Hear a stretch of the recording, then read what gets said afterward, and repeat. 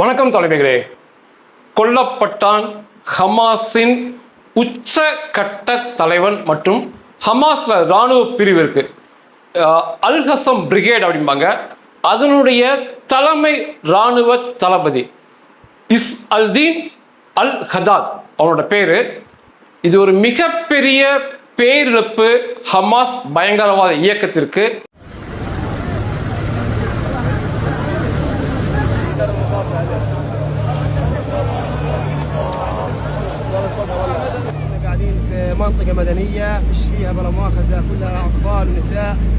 மிகப்பெரிய வெற்றி இஸ்ரேல் இராணுவத்திற்கு மற்றும் இஸ்ரேல் உளவு பிரிவுக்கு மற்றும் இஸ்ரேலுக்கு.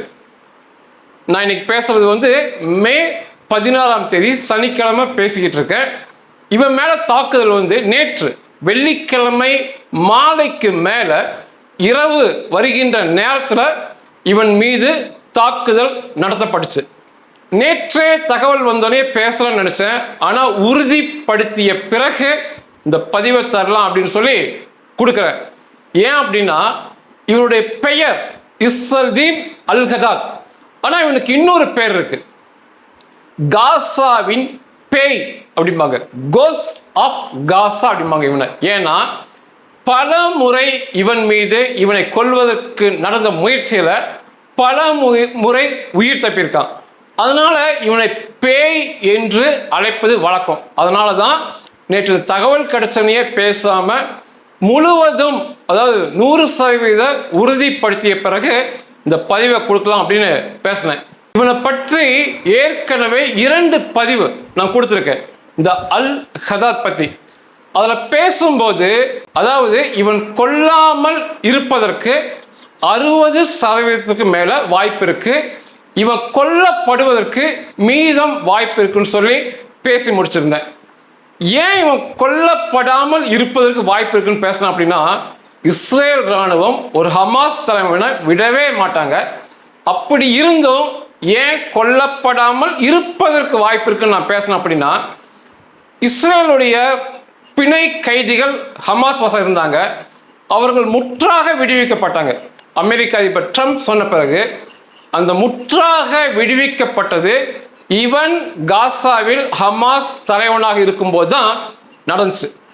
இவன் இல்லாம அந்த இடத்துல அந்த நடமாடும் சவக்குழி ஓனான் மாதிரி இருப்பான்.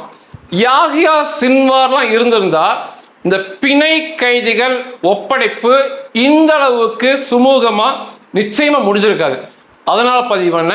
2வது முக்கியமான காரணம் இந்த பிணை கைதிகள், இஸ்ரேல் பிணை கைதிகள் அனைவருமே இவனுடைய கட்டுப்பாட்டின் கீழே தான் இருந்தாங்க. காசாக்குள்ள அனைவரும் பிரிச்சு வச்சிருந்தது இவன் தான். அப்ப அநேகர் இவனிடம் புகார் சொன்னாங்க, குறிப்பாக பெண் பிணை கைதிகள். ஏகப்பட்ட பாலியல் வன்கொடுமை நடக்குது அப்படின்னு சொன்னப்ப அவன் அதுக்கு பாலியல் வன்கொடுமை நடக்குதுங்கிறத ஒத்துக்கிட்டான். ஆனா இந்த விஷயத்தை பெருசுப்படுத்தி பேசாதீங்க, இஸ்ரேலுக்கு நீங்க போன பிறகு இதை பற்றி சொல்லாதீங்க அப்படின்னு சொன்னான். அதாவது பாலியல் வன்கொடுமை தவறு என்ற மனநிலையில் இருந்தவன் இவன். இவனுடைய நேரத்தில் இவனிடம் இருந்த பெண் இஸ்ரேல் பிணை கைதிகளை பாலியல் வன்கொடுமை செய்யலை. இவன் நல்லா ஹீப்ரு பேசுவான், அதாவது இஸ்ரேல் பாஷையான ஹீப்ரு நல்லா பேசுவான். இவன் கூட இஸ்ரேலிய பிணை கைதிகள் யூதர்கள் தங்கியிருந்தாங்க, அவர்களோடு இவன் பேசுறது வழக்கமாக இருந்திருக்கு.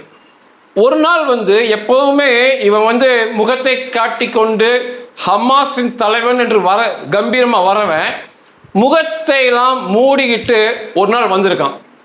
அப்போ இஸ்ரேல் பிணை கைதி ஒருவர் யூதர் பார்க்குறான், ஏன் அவன் முகத்தை கட்டிக்கிட்டு வரான்னு சொல்லி.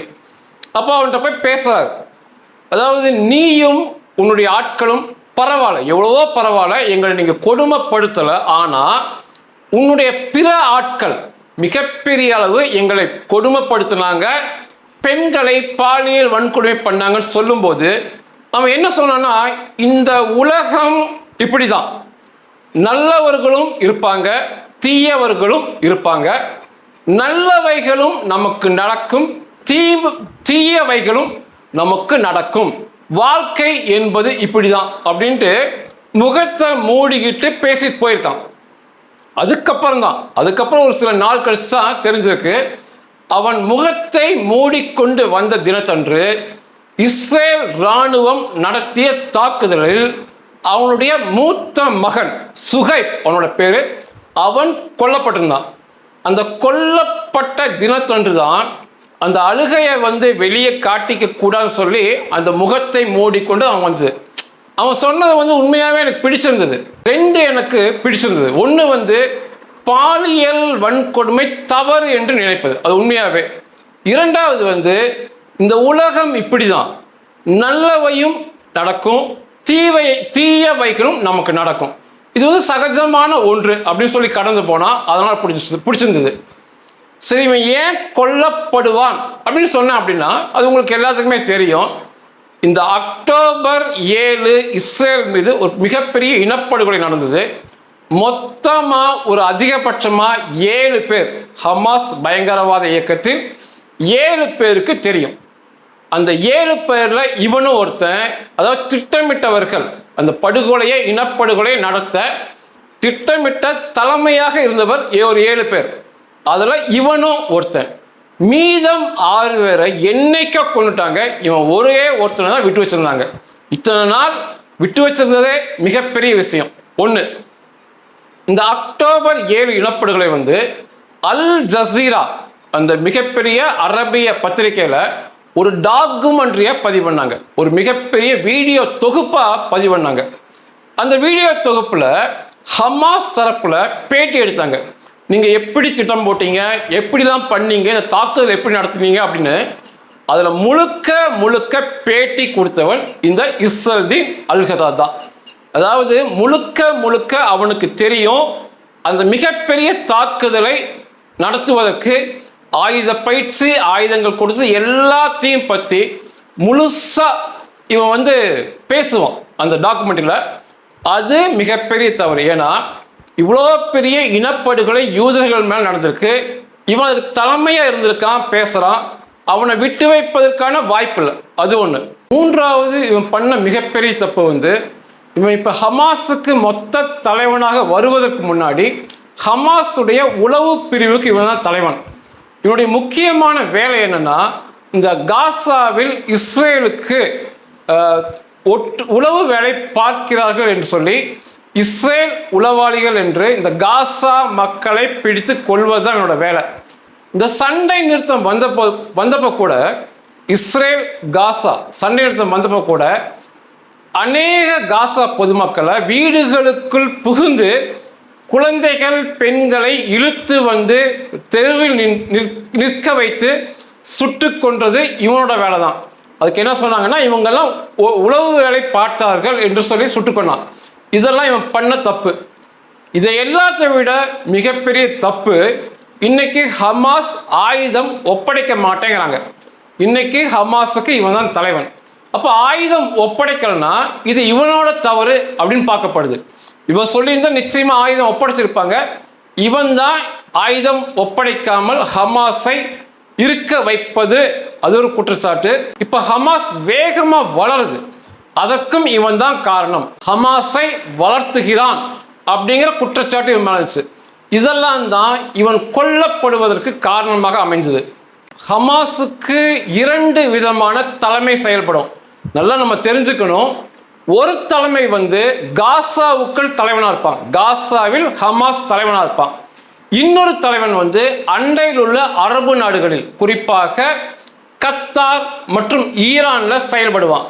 இந்த காசாவில் இருக்கும் ஹமாஸ் தலைவன் ஹமாஸை மேம்படுத்துவது, ஆயுத பயிற்சி கொடுப்பது, பயங்கரவாத செயல்களில் ஈடுபடுவது எல்லாமே அவனுடைய தலைமையின் கீழ் தான் நடைபெறும். இந்த வெளிநாடுகள் இருப்பவன் பிச்சை எடுப்பது, உலக நாடுகளில் சென்று, குறிப்பாக அரபிய இஸ்லாமிய நாடுகளில் சென்று இந்த காசா மக்கள் கஷ்டப்படுகிறார்கள் என்று சொல்லி பிச்சை எடுப்பது அவனுக்கு வேலையா இருக்கும். டி ஃபேக்டோ லீடர்ஸ் அப்படிம்பாங்க. இந்த அக்டோபர் 7 தாக்குதல் நடந்தப்ப காசாவுக்குள் ஹமாஸுடைய தலைவன் யாஹியா சின்வார், காசாவை தாண்டி டி ஃபேக்டோ வெளிநாடுகளில் உள்ள ஹமாஸின் தலைவன் இஸ்மாயில் ஹனியா. யாஹியா சின்வார் காசால கொல்லப்பட்டான், இஸ்மாயில் ஹனியா ஈரான்ல கொல்லப்பட்டான்.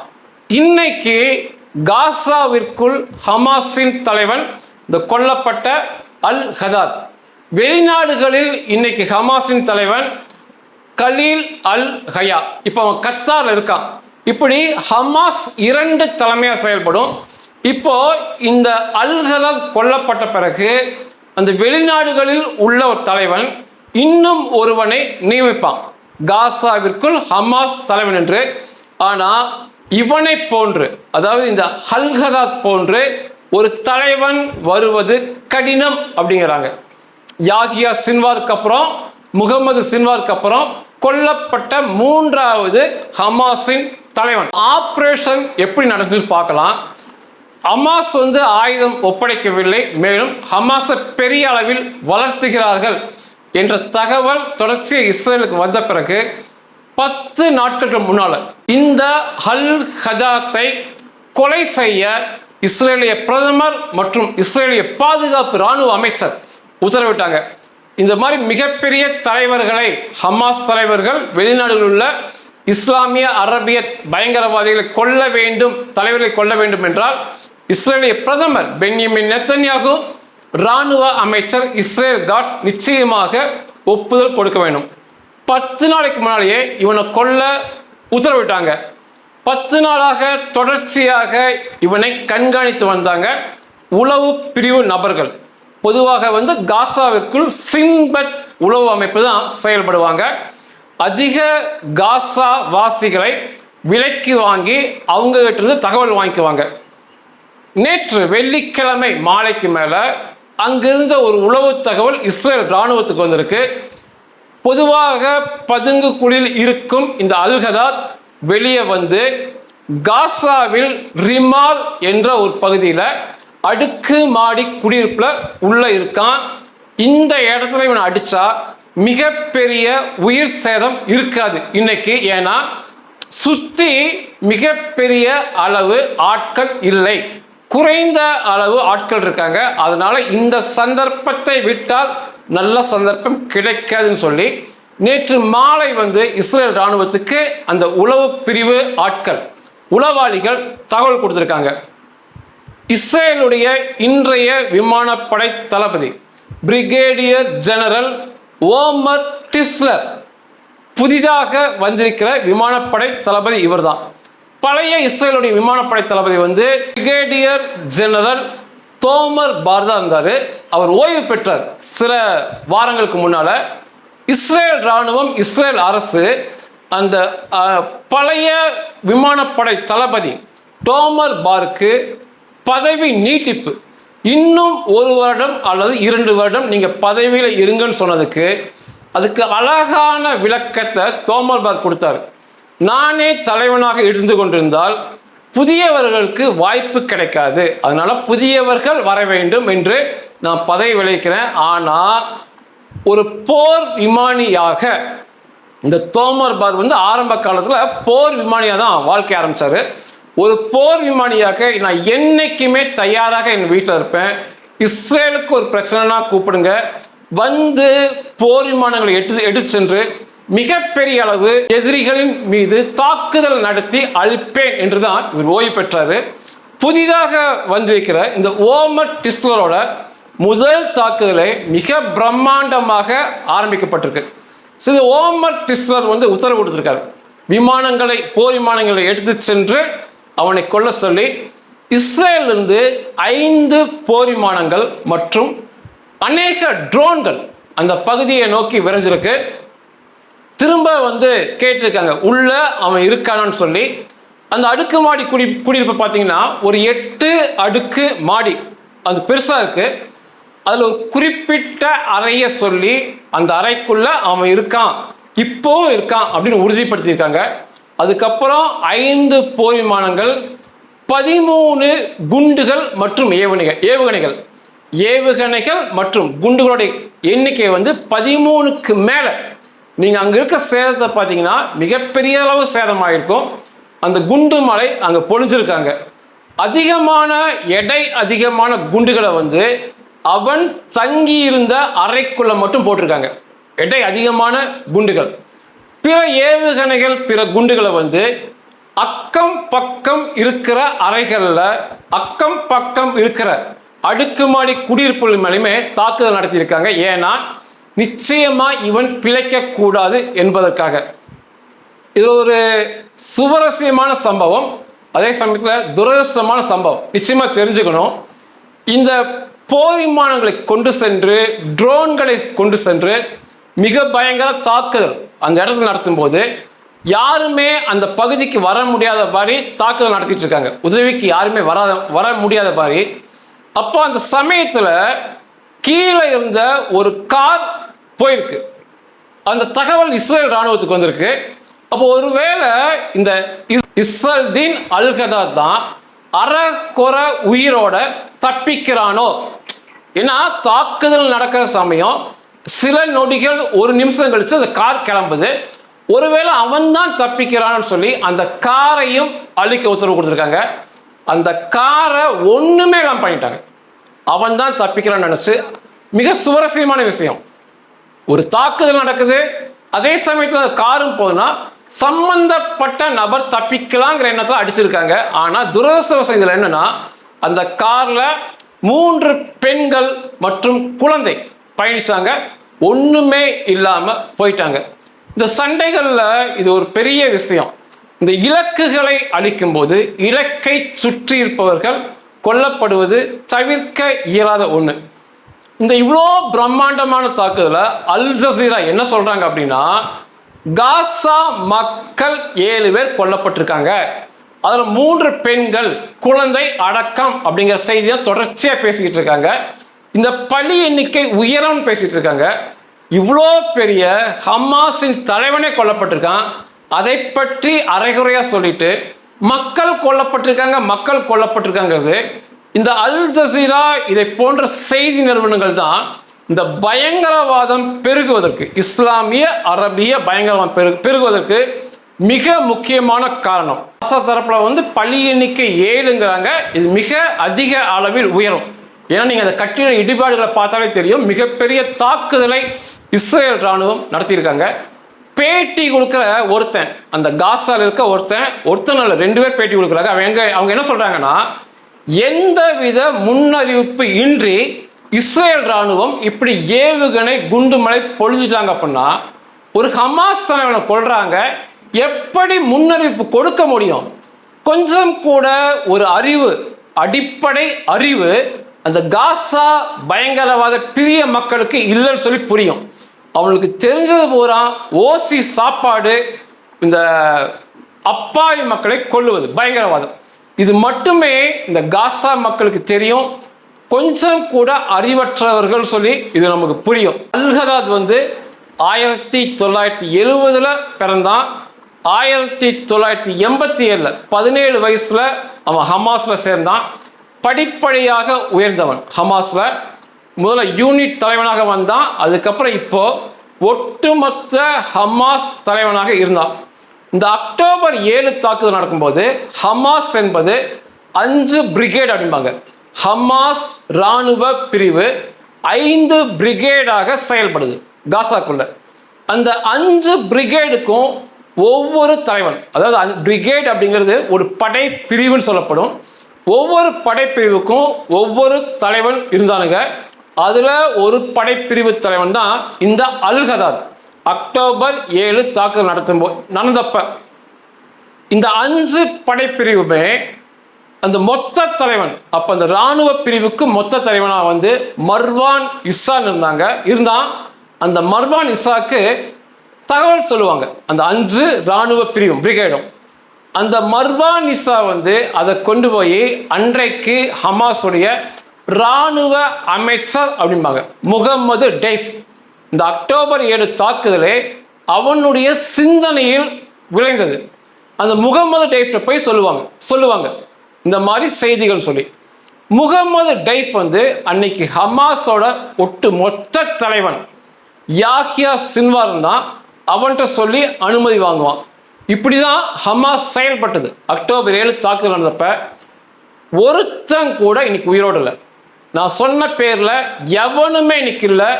வெளிநாட்டு தலைவனாக இருந்த இஸ்மாயில் அனியாவும் இல்லை, இந்த படைப்பிரிவு பிரிகேடோட தலைவர்களும் இல்லை, அந்த படைப்பிரிவுக்கு கீழே சின்ன சின்ன படைப்பிரிவாக இருந்துச்சு, அதோட தலைவர்களும் தளபதிகள் இல்லை.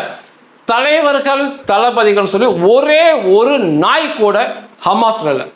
அத்தனை பேர்த்தையுமே கொண்டுட்டாங்க. இந்த நாய்ங்கிற வார்த்தை ஏன் பதிவான அப்படின்னா, இந்த இவன் மேலே தாக்குதல் நடத்தும் போது, இந்த அல்-ஹதாத் மேலே தாக்குதல் நடத்தும் போது அந்த விஷயத்தை முன்கூட்டியே இஸ்ரேல் பெண் பிணைய கைதி இந்த காசாவில் மாட்டிக்கிட்டாங்க. அவங்க மிகப்பெரிய சித்திரவதைக்கு உட்பட்டவங்க. அவங்கெல்லாம் அதில் முக்கியமான பெண் பிணை கைதி லீரி அல்பாக் அவங்களோட பேரு.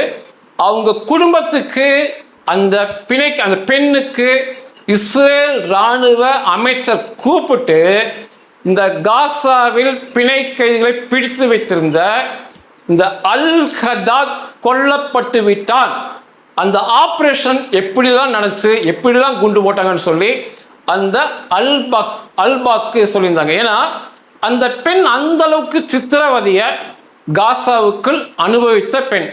அவங்க நேற்று ஒரு கமெண்ட் போட்டிருந்தாங்க. அவங்க என்ன சொல்லியிருந்தாங்கன்னா, every dog gets its day and you are one piece of the dog அப்படிங்கிற மாதிரி சொல்லியிருந்தாங்க. அதாவது எல்லா நாய்க்குமே ஒரு நாள் உண்டு, அதாவது முடிவு நாள் உண்டு. நீ அந்த நாய் கூட்டத்தில் ஒரு துண்டு அப்படின்னு சொல்லி அந்த அல்-ஹதாதை பற்றி எழுதியிருந்தாங்க. இந்த தாக்குதலுக்கு அப்புறம் இஸ்ரேலுடைய இராணுவத்துடைய ஹெட் ஆஃப் த ஆப்ரேஷன் தாக்குதல் பிரிவு தளபதி மேஜர் ஜெனரல் இட்சிக் கோகன் அவர் என்ன சொல்லியிருக்கார் அப்படின்னா, திரும்ப ஒரு பயங்கர தாக்குதல் நடத்தப்படலாம், அதனால இஸ்ரேல் வான்படைகள், தரைப்படைகள் மற்றும் கப்பல் படைகள் தயாராக இருங்கள். இவனை கொன்னது மிகப்பெரிய விஷயங்கிறத அவர் பதிவு பண்ணியிருக்காரு.